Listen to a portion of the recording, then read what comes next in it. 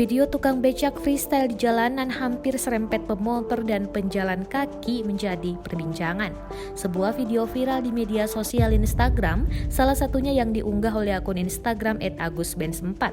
Pada video tersebut terlihat seorang tukang becak yang sedang melaju di jalan raya. Tapi yang mengagetkannya adalah tukang becak tersebut melakukan aksi freestyle. Ia terlihat mengangkat sebelah ban becaknya sambil berjalan siksak. Ia juga terlihat hampir menyenggol pejalan kaki dan pemotor yang ada di pinggir jalan. Tidak diketahui apa maksud dan tujuan tukang becak tersebut.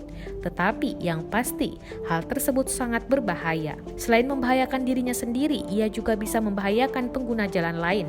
Video ini lantas mendapatkan berbagai macam komentar dari warganet. Banyak yang menyayangkan kelakuan tukang becak tersebut.